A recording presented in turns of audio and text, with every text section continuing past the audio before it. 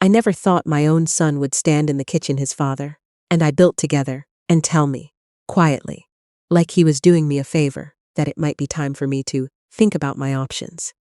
His wife Cassandra stood behind him with her arms folded and a smile that didn't reach her eyes. My grandson Oliver sat at the breakfast table pretending to look at his phone, and my son, my boy, slid a glossy brochure across the counter like he was presenting a business proposal. Maple Grove Retirement Residences. Luxury senior living for the modern lifestyle. I looked at it. Then I looked at my son's Russell. Then at the window above the sink, where I'd stood washing dishes for 31 years, watching the same backyard change through every season. Before I tell you what happened next, I want to ask you something. If your child ever handed you a brochure for a retirement home without you asking, without you even mentioning that you were struggling, what would you do? Let me know in the comments. And if you believe that a mother's love should never be mistaken for a willingness to disappear, please take a moment to like this and subscribe. I read every single comment, and I would love to know where you're watching from. The house on Whitmore Creek Road was not a grand house. It was a 2-story red brick with a wide front porch, black shutters, and a birch tree in the front yard that had grown so tall over the years that in summer it blocked the upstairs window entirely. My late husband Geoffrey always meant to trim it. He never did. After he passed, I couldn't bring myself to either. Geoffrey Holt and I bought that house in 1989. We were both in our early 30s, newly married, and holding hands so tightly at the lawyer's office that my ring left a mark on his palm. Geoffrey worked for the city. Roads and infrastructure, not glamorous but steady. I was a registered practical nurse at the regional hospital, working shifts that started before the sun came up and ended when my feet ached through my shoes. We were not wealthy. We were careful. The house needed work. The boiler was old. The floors in the upstairs hallway squeaked so loudly you could never sneak past a sleeping baby. The backyard was nothing but hard clay and 2 sad maples. But Geoffrey walked through every room with that particular look he had, patient, certain, already seeing what the place could become. "Elaine," he said, standing in the kitchen with afternoon light falling across the linoleum. "This is a house that wants to be a home. It just needs someone to believe in it." I believed. For the first decade, almost every spare dollar went back into that house. Geoffrey repointed the chimney himself one summer, working weekends, while I passed him mortar and tried not to think about how high up he was. We replaced the kitchen floor one year, the upstairs bathroom the next. I planted a perennial garden along the back fence because my mother always said flowers were cheaper than therapy. And when Russell was born, our only child, our red-faced, bellowing, beautiful boy, that house stopped being a building with a mortgage. It became the place where life actually happened. Russell Holt was a curious, kind child. He had Geoffrey's patience and my stubbornness, and we both secretly took credit for whichever trait was useful at the time. He grew up climbing that birch tree, building things in the garage with his father, sitting beside me on the porch swing doing homework while I read. He was the kind of boy who brought home injured birds and actually nursed them back to health. Who remembered everyone's birthday, who cried at movies, and wasn't embarrassed about it. When he left for university in Waterloo, Geoffrey and I stood in the driveway waving until his car turned the corner. Then I went inside and cried at the kitchen table, and Geoffrey made tea and didn't say a word, just sat across from me until I was done. That was who he was. Russell thrived in school. Engineering, then a management role at a consulting firm in Ottawa. We were proud in the way you can only be proud of someone you watched learn to ride a bike on the street outside the house you're still living in. He called every Sunday. He came home for Christmas and Thanksgiving, and sometimes just because. For years, he was still my boy. Then he met Cassandra Belmore. I wanted to like her. I tried, genuinely. She was polished in that particular way that makes you feel slightly underdressed for your own kitchen. She shook Geoffrey's hand at their first meeting, something that surprised him, though he hid it well, and brought a bottle of expensive wine she clearly expected me to open immediately. She complimented the house in the same breath she mentioned. It was charming for its age. Geoffrey looked at me. I looked at Geoffrey. Russell was happy. That was what I told myself. He seemed lighter around her, more confident, and maybe that was what she gave him. I told myself that was enough. They married 3 years later. A wedding in the Gatineau Hills, beautiful and carefully orchestrated. I wore the blue dress Russell had helped me choose. Geoffrey danced badly and didn't care. At one point, he leaned close and whispered, "I think she counts everything." I didn't ask what he meant. I thought I understood. I didn't, not yet. After the wedding, things shifted slowly. The Sunday calls became less frequent. When Russell did phone, Cassandra's voice was often in the background. Not arguing, just present, like a second track underneath the conversation. He stopped asking about the garden, stopped asking whether his father's back was bothering him, started abbreviating, summarizing, signing off. Geoffrey noticed before I said anything out loud. We were sitting on the porch one evening in late September, watching the birch tree go gold, and he said quietly, "She's narrowing his world. He's building a life," I said. "Yes," Geoffrey said. "But whose?" I didn't answer. When Geoffrey was diagnosed with pancreatic cancer in the spring of 2019, the house became both shelter and siege. Cancer doesn't ask permission. It moves in and rearranges priorities without consultation. Our calendar filled with appointments at the Queensway Carlton, with infusion schedules, with the particular exhaustion that comes from loving someone who is fighting something you cannot fight for them. Russell came home when he could. At first, often. Then Cassandra's schedule became a complicating factor. Then Oliver's school commitments. Then work. The reasons were all real, all reasonable, all adding up to something I refused to name. Near the end, Geoffrey spent most of his afternoons in the recliner by the living room window. He liked the birch tree. He liked the light.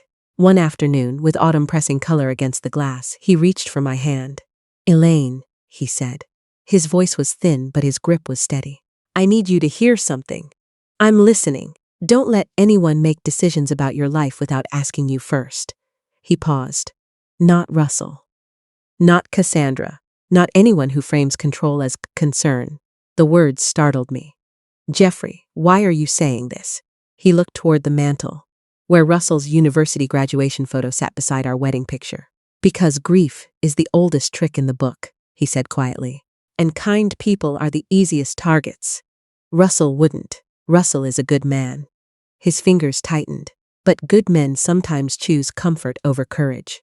And Cassandra knows exactly what she wants." I didn't ask how he knew. Geoffrey had always been a quiet observer. He watched people the way he watched infrastructure, noting what was load-bearing, what was decorative, what was beginning to crack. "Promise me something," he said. "Anything. Call Theodore Marchetti if anything feels wrong. Don't try to manage it alone." Theodore Marchetti had been our family lawyer for 20 years. He'd helped us update our wills after Geoffrey's diagnosis. A difficult afternoon I'd largely sleepwalk through on automatic. "Promise," I said. Geoffrey died 11 days before Christmas. The house felt enormous afterward. Every room held him in the way that grief holds people. Not the memory exactly, but the absence of them, which is its own physical presence. His reading glasses on the side table. His work boots in the mudroom. His coffee mug still in the cabinet that I kept moving to the back of the shelf because seeing it first thing in the morning was more than I could manage some days.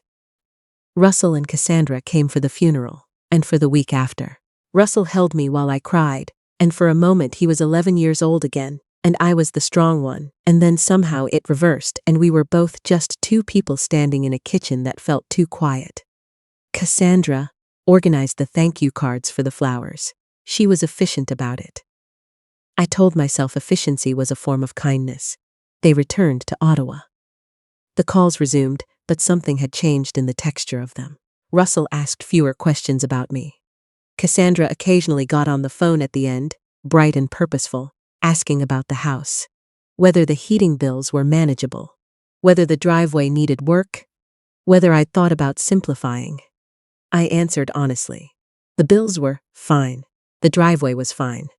I was not interested in simplifying. 6 months after Geoffrey died, Russell called on a Tuesday evening with Cassandra's suggestion already wrapped inside his concern.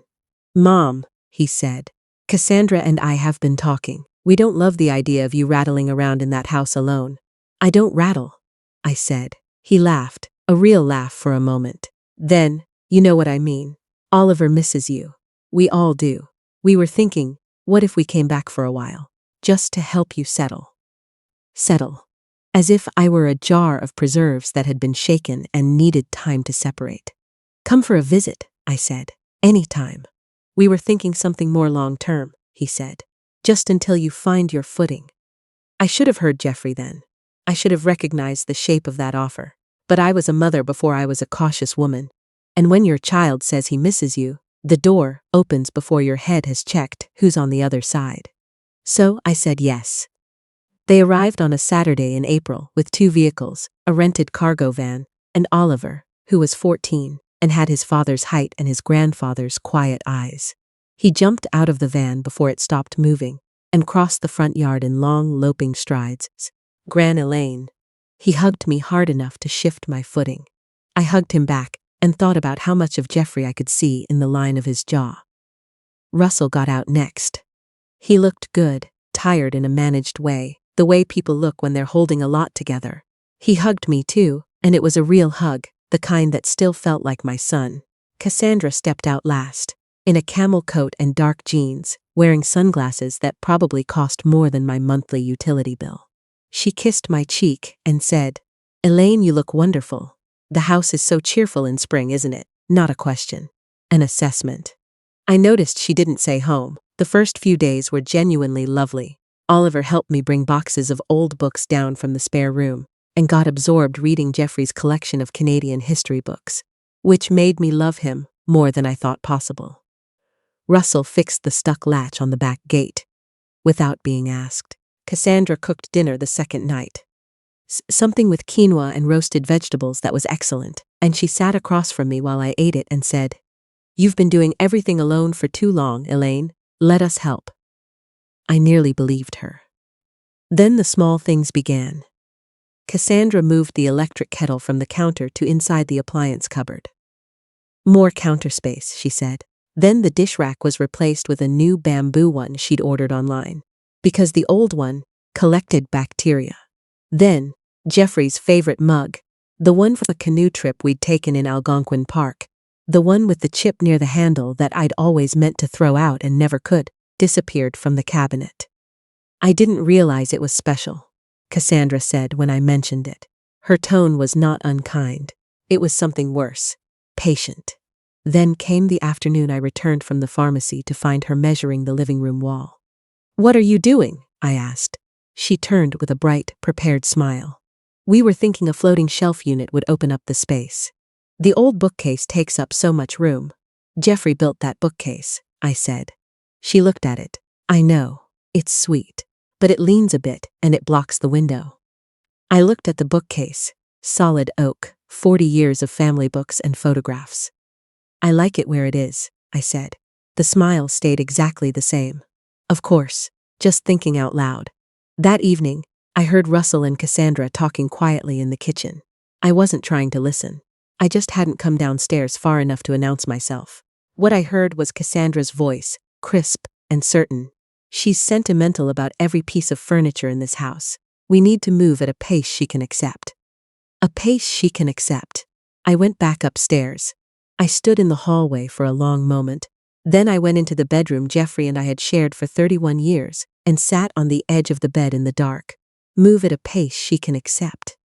Not for my comfort, at a pace that would produce results she could live with. Over the following weeks, the changes continued. The family photos on the staircase wall were reorganized. A school photo of Oliver appeared where Geoffrey and I had been, at eye level, and our anniversary photo moved to the top landing where it could only be seen if you were already going upstairs. Cassandra ordered new throw cushions for the sofa. Cream and gray, stylish, nothing wrong with them except they replaced the patchwork ones. Oliver had helped me pick at a market in Perth the summer before. Russell put in new weather stripping on the front door one weekend and didn't mention it until I noticed the new product still sitting in the recycling bin. Thought I'd help, he said. I thanked him. I didn't ask why he hadn't asked first. The woman who lived next door, my neighbor Loretta Crane, came over one afternoon with a loaf of banana bread. She'd lived on Whitmore Creek Road even longer than I had. Her husband had passed 2 years before Geoffrey, and we'd been quietly keeping an eye on each other ever since. She set the bread on the table and looked around the kitchen. "It's a bit different in here," she said. "They've made some changes," I said. Loretta's eyes settled on me. She had the particular gaze of someone who'd spent 40 years as a family court paralegal. Nothing theatrical, just thorough. "How are you, Elaine?" "Actually, I'm managing," I said. "It's strange, having the noise back. Strange good or strange wrong."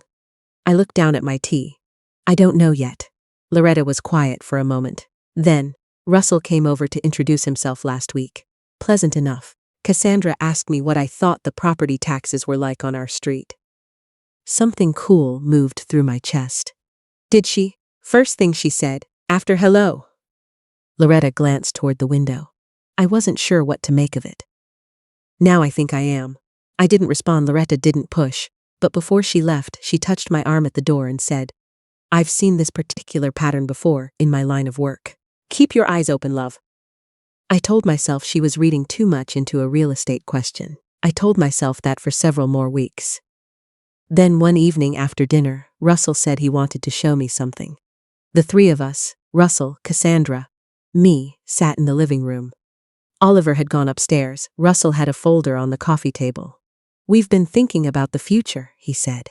The phrase had a rehearsed quality I couldn't ignore. "We want to make sure things are set up properly. For everyone." I looked at the folder, then at Cassandra. She had her hands folded in her lap, and her expression arranged into something that looked like concern. "What kind of things?" I asked. Russell opened the folder. There were documents inside, neatly clipped, tabbed. One phrase caught my eye immediately. "Enduring power of attorney." I kept my face neutral. "What is this?" "Just a precaution," Russell said. "In case something happens. Medical decisions, financial management. It would mean Cassandra and I could step in quickly. If you ever couldn't." "If I couldn't what?" "If you were incapacitated," Cassandra said. Her tone was the same one a very good nurse uses when delivering news a patient doesn't want. I recognized it. I'd used it myself for 30 years. "I'm not incapacitated," I said. "Of course not," Russell said quickly. "This isn't about now. It's about planning." I looked at the papers. The tab on the second section read Property Management Authorization. "I'd like to take these and read them carefully," I said. Russell relaxed immediately. Too quickly. "Of course. No rush." That night, after the house had gone quiet, I went to the filing cabinet in the spare room, where Geoffrey and I had always kept our important documents. Inside, in a hanging folder labeled House, Holt, were the papers I hadn't touched since the week after Geoffrey's funeral. The deed, the mortgage discharge, the property insurance records. I pulled the folder out and sat at the desk with the small lamp on, and I found something I had forgotten was there. A sealed envelope, tucked behind the property tax records. My name on the front, in Geoffrey's handwriting. Not a note, not a card, a letter. The kind you leave for someone you love, written when you still have enough time to say things carefully. I sat there with the envelope in both hands for a long time. Then I opened it. Geoffrey's writing covered 2 pages, close and careful, the way he wrote when something mattered. "Elaine, if you're reading this, something has probably made you worried. You'd have gone looking otherwise.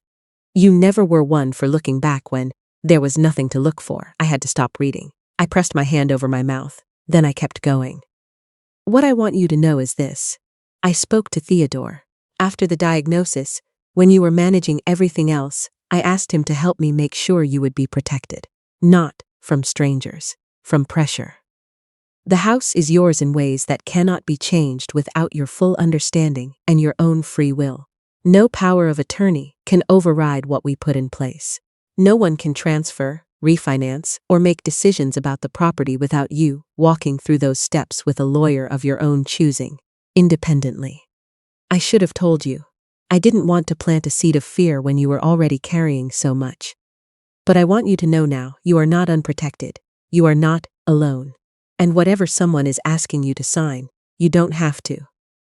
Call Theodore. He knows all of it. He's been waiting in case you ever need him. I love you, Elaine. I always will. And this house was always yours as much as mine. I sat at that desk for a long time after I finished reading. Then I picked up my phone. Theodore Marchetti's number was still in my contacts. It was past 9 o'clock. I called anyway. He picked up on the third ring. Elaine. His voice was warm and unsurprised, in the way of someone who had been half expecting the call for a while. How can I help? I found the letter, I said. A pause. Then, good, I'm glad. Tell me what's been happening. So I did. All of it. The arrival, the changes, the documents, the conversations I wasn't supposed to overhear. Theodore listened without interrupting. When I finished, he said, "Can you come in this week?" "Yes, Thursday morning." "And Elaine, don't sign anything before then. Nothing. Regardless of how it's framed." "I wasn't going to," I said. After I hung up, I sat for another few minutes in the quiet room.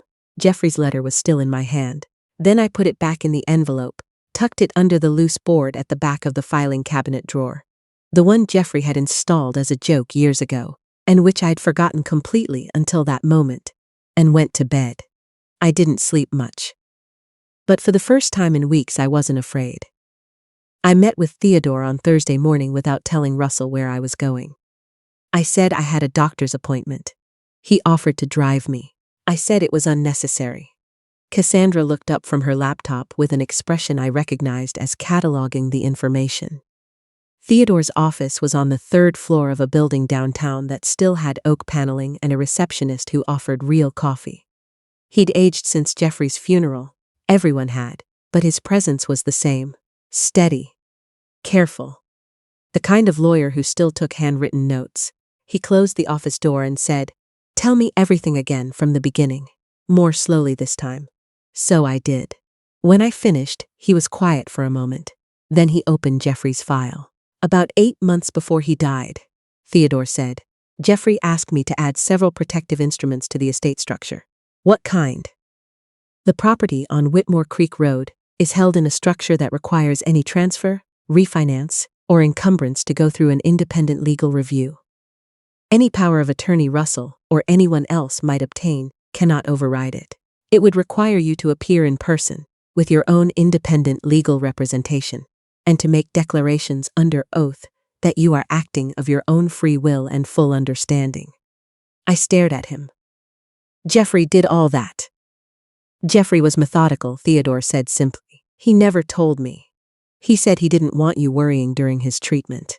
He also said," Theodore looked at his notes, "that if the situation ever arose where you needed to know, you would go looking in the right place." The right place. The filing cabinet. The sealed envelope with my name on it. I thought about Geoffrey watching Russell and Cassandra that first Christmas. The way he'd said, "She counts everything." He'd seen this coming years before I was willing to. "There's something else," Theodore said. Something in his voice made me sit straighter. "Russell contacted my office," he said. "About 4 months ago. I felt the blood leave my face.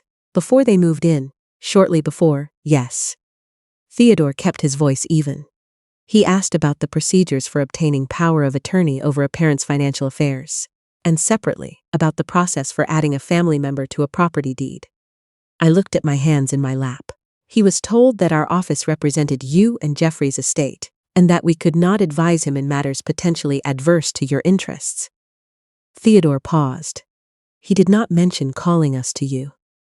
"No," I said. "He didn't." I wanted to ask whether Cassandra knew. I suspected Theodore couldn't say. But the answer was already forming in the silence.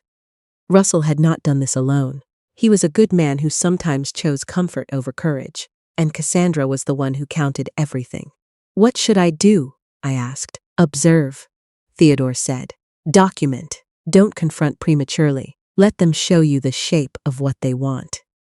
He looked at me directly. "And come back when they show it fully." I left his office with 3 instructions and a copy of the property protection documents folded in my bag. Walking to my car through the parking garage, I felt something I hadn't felt in months. My own ground under my feet. The opportunity to see the full shape arrived 6 weeks later. Russell announced a family meeting on a Sunday after lunch. That phrase, family meeting, had always meant something in our house. A scheduling conflict, a holiday plan, a decision to discuss. It had meant participation. Now I understood it meant something else entirely. Cassandra had arranged the chairs in the living room while I was reading on the porch. Oliver was there too, looking like he'd been told to attend school on a Saturday, and wasn't sure why. Russell sat across from me with the same folder from before, plus another one I hadn't seen. "Mom," he began, "we've been here a few months now, and we want to be honest about where things stand." Honest. I kept my face open. Cassandra spoke next. "We've had some financial strain this past year. Russell's company restructured. We've been managing, but we want to plan proactively, not reactively." I nodded slowly. "I'm sorry to hear that. What kind of strain?" Russell and Cassandra exchanged a look so practiced it was nearly invisible. "Nearly. Some investments didn't perform the way we'd hoped," Russell said. "Some debt we took on for the renovation of the Ottawa place is harder to service than projected." "How much debt?" I asked. "Another look. Significant," Cassandra said. I waited. Russell opened the second folder. "We've been thinking that the most practical solution, for everyone, would be to look at the equity in this house." There it was. "The equity," I repeated. "You don't need all of it," Cassandra said quickly. "Not even close. But a refinance, or a structured arrangement, could solve a lot of problems, without anyone having to make any drastic decisions." "What kind of structured arrangement?" Russell pushed a document across the table. It was a draft, prepared by someone, not Theodore. A different firm's letterhead. Maple and Associates, Estate and Property Management. I looked at it without picking it up. At the top, consent to property co-ownership transfer. I looked at my son. He looked at me. For a moment, something moved across his face. Not quite guilt, not quite grief. Something in between, something I recognized as the expression of a person who knows they've crossed a line and is hoping you won't make them acknowledge it. "Russell," I said quietly, "did you call Theodore Marchetti before you moved in here?" The room went still. Cassandra's composure flickered. Russell's eyes dropped. "Mom," he started. "Did you?" A silence that lasted long enough to contain a whole confession. "Yes," he finally said. Oliver looked up from the corner. His face said everything. I nodded once. I didn't raise my voice. I didn't cry. I said, "And you didn't mention that to me?" "I was trying to understand our options," Russell said. "Our options," I said. "Whose options exactly?" Cassandra stepped in. "Elaine, we're not trying to take anything from you. We're asking for help. That's all this is. Then why prepare a co-ownership transfer document before asking me whether I'd like to help?" No answer. I stood up. Not dramatically, not angrily. I just stood. "I need to make a phone call," I said. I went to the kitchen, called Theodore, and asked him to come. He arrived 45 minutes later. He'd clearly been waiting close by. When he walked through the front door, Russell went pale. Cassandra's expression recalibrated. She recognized who he was and what his presence meant. Oliver watched from the archway with his grandfather's quiet eyes. Theodore sat down. He did not waste time. "The property on Whitmore Creek Road is protected under instruments that were put in place by Geoffrey Holt before his death," he said. "No power of attorney, no co-ownership transfer, no refinance can occur without Elaine's independent legal consent, under oath, with her own representation. The documents you have brought today are not executable." Cassandra stared. "What does that mean?" "It means they cannot be used," Theodore said. "What you've described wanting to do with this property is legally unavailable to you." Russell looked at me. There was something in his face I hadn't seen in a long time, something young, something lost. "Mom," he said. I looked at my son, my boy, the one who had nursed injured birds, who cried at movies and wasn't ashamed. "I know things are hard," I said quietly. "I know you're scared. You should have told me that, Russell. Instead of this." He looked away. Cassandra was very still. Theodore placed another document on the table. "You should also be aware that Geoffrey's estate structure includes protections specifically designed to address situations of financial pressure from family members. This is documented. Any further attempts to access the property without Elaine's full, informed, and independent consent would expose you to significant legal consequences." The room was completely quiet. Oliver walked in from the archway and sat down next to me. He didn't say anything. He just sat there. It was one of the kindest things anyone had done for me in months. Finally, Cassandra spoke. "We weren't trying to steal from you," she said. I didn't say you were, I replied. We were desperate. I understand that now. I looked at her. But desperate people make decisions that hurt other people. And they often frame those decisions as help. She looked away. Then Russell said, very quietly, I'm sorry, Mom. Not Mom. Mum. The word he'd used when he was small. I felt something split open in me, quietly, without drama. I know, I said, but knowing someone's sorry and trusting them again are two different things. I understood that now in a way I hadn't before. Over the following days, things changed. Russell and Cassandra had several conversations behind their bedroom door that I didn't try to listen to. Then, one morning, Cassandra came downstairs with 2 cups of coffee and sat across from me at the kitchen table, without speaking for a long moment. I owe you an apology, she said finally. I looked at her. I kept telling myself we were helping, she said. Managing. Being practical. I was taught that practical people take care of problems, and I've always been practical. She wrapped both hands around her mug. I think I stopped asking whether the thing I was managing was actually mine to manage. It was the most honest thing she'd said since arriving. Thank you, I said, for saying that. Oliver told me that same evening, sitting on the back steps while I pulled dead growth from the perennial border, that he'd known something was off for a long time. Dad looked guilty every time someone mentioned the house, he said. And Mom got a look she gets when she's already decided something and doesn't want to explain it. You're observant, I said. Grandpa Geoffrey was observant, he said. I'm just paying attention. I nearly put down my trowel and wept. 2 weeks later, Russell and Cassandra told me they were going back to Ottawa, not because I asked them to leave. I didn't, but because Russell said he needed to face his financial situation directly, not try to solve it with someone else's foundation. I'll be honest with the bank, he said. We'll restructure what we can. We'll sell the Ottawa house if we have to. That might be the right thing, I said. It probably is. He looked around the kitchen, at the kettle back where it belonged on the counter, at the old bookcase in the living room that Loretta and I had moved back against the wall one afternoon while everyone else was out. I missed this place, he said. I didn't know how to say that without making it about something else. I put my hand on his arm. You can miss it and still let it be mine. He nodded. His eyes were bright. Oliver hugged me last, standing on the porch with his 2 big shoes and his grandfather's jaw. I'll call, he said. Every Sunday, I said. Every Sunday, he agreed, and he meant it. He still does. The house settled back into its rhythms after they left. Not the silence of grief. That was different. That was aspen. This was the silence of a place that had been argued over and was now simply itself again. The birch tree in the front yard. The squeaky board on the upstairs landing. The perennial garden coming up along the back fence. New growth through the same roots. I called Theodore to thank him. He said Geoffrey would have called it a good investment in the right outcome. I said Geoffrey would have been insufferably smug about being right. And Theodore laughed. I put Ree's letter back in its envelope.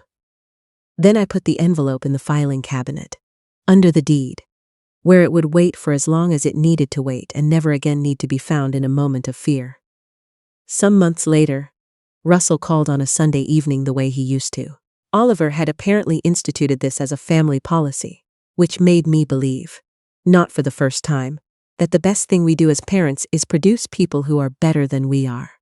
Russell asked about the garden, asked whether the furnace had been serviced, asked how Loretta was getting on, and then he asked carefully if he could bring Oliver up for a weekend in the fall. Yes, I said. Come, just a visit, he said. Nothing else. I know, I said. I'll make Geoffrey's chili. A long pause. Then, I'd really like that, Mum. So would I. I've thought a lot since all of this about what it means to be the kind of person other people feel they can take things from. I was a mother who gave everything I had. I was a wife who built a life out of 2 people's labor and love. I was a woman who stayed in the same house for 31 years because that house was the accumulation of everything that mattered. And somewhere in that, I think, I became someone that certain people looked at and saw as a resource rather than a person. The lesson I keep coming back to is this: love is not an obligation to accept whatever someone hands you in its name. You can love your child completely and still say no to what he's asking for. You can want your family nearby and still protect what your life was built from. Geoffrey understood that before I did. He spent the last months of his life making sure I would be protected after he couldn't protect me himself. That kind of love, quiet, practical, looking ahead, is not romantic in the way stories are supposed to be. But it is the truest thing I know. And this house, the red brick on Whitmore Creek Road with the untrimmed birch tree and the squeaky floorboard, and the perennial garden that comes back every year without being asked. It is still mine. It was always mine. Not because I held onto it out of stubbornness or spite, but because it was the place where my life happened, and nobody gets to take that without permission. If you've ever been in a position where someone you love made you feel like you were the obstacle instead of the foundation, I'd like to hear about it. Leave a comment below. Tell me where you're watching from and what time it is there. And if this story stayed with you, if it reminded you of something or someone, please like and subscribe. There are more stories to tell, and every one of them matters.